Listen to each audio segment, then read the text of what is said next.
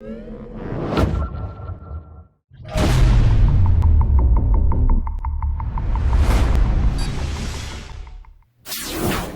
everybody, welcome to Jeff Bowles Central, the only place on the internet all your Jeff Bowles entertainment is an established comic book property that gets turned into little Danish clickable bricks of plastic origin, something like that.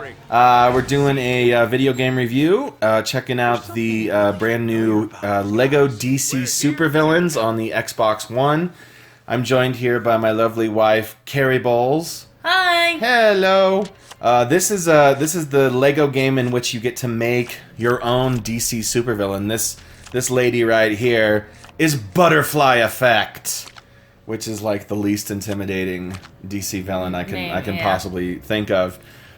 So Carrie and I have been playing the Lego games for many years. The very first Lego property-based Lego game that ever came out, which was the Star Wars Episode 1 Lego game. I played that, and I've been playing the series ever since, but we haven't played everything, and we actually haven't played the newer ones, so this has kind of become... The series has kind of become complicated in recent years. Yeah, I've noticed that. I don't know. I mean, I'm torn on this game. Yeah, the thing about these Lego games is sometimes the mileage varies based on how attached you are to any given property that they're portraying, you know? Like it's Star Wars or Harry Potter or Indiana Jones or whatever they're doing, Hobbit, whatever they're doing. And so I'm a longtime DC Comics fan. I love DC Comics.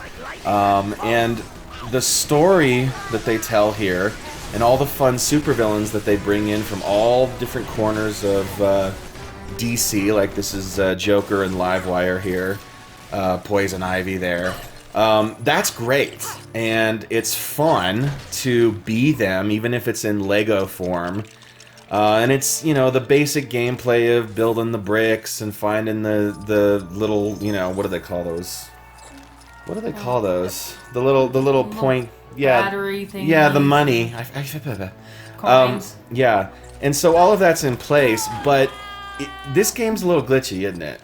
It is. If you notice on the screen, little dear Harley Quinn spinning her head away. You see Harley Quinn's face there? Now, I've kind of done a little research on this, and this is not the case on all consoles that this game is on, but playing on our Xbox One X, it definitely is. And guess what?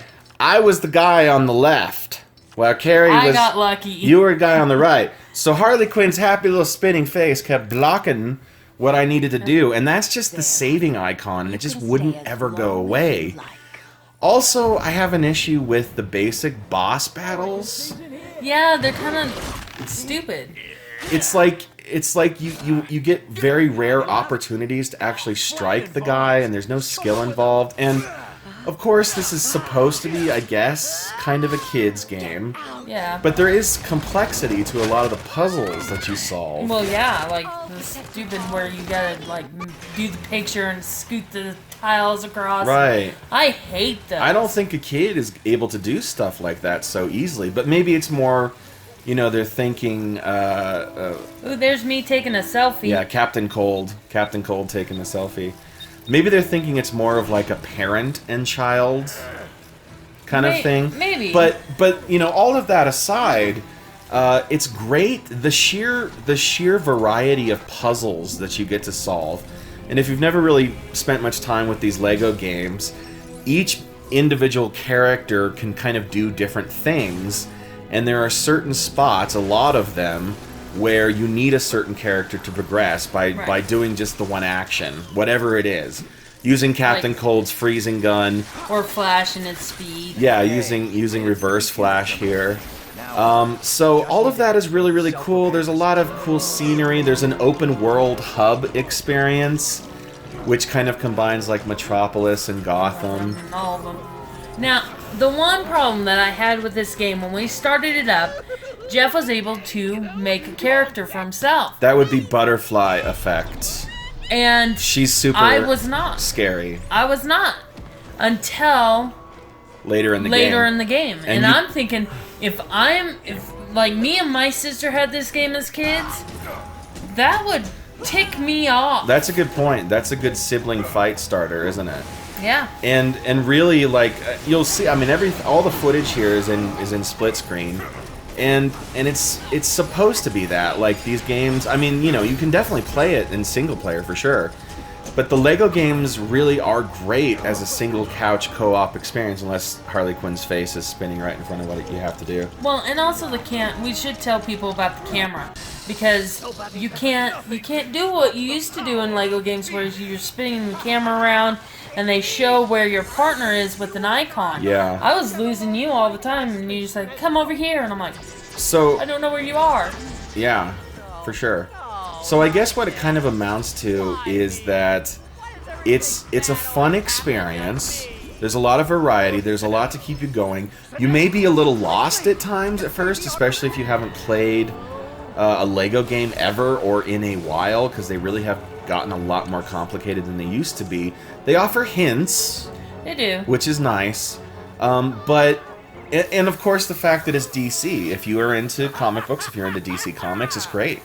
You'll have all sorts of fun with that. However, just as a basic, technically executed piece of software, technology, right? A video game. There's enough little things that just mar the experience. And maybe we're expecting too much from a Lego game, but then again, these have become kind of big name games. Everybody knows the Lego games, and people kind of expect quality from the Lego games. We didn't play the Lego, what was it, the Lego Superheroes and Superheroes 2, Marvel. We didn't play those, but I heard that they were actually very, very good.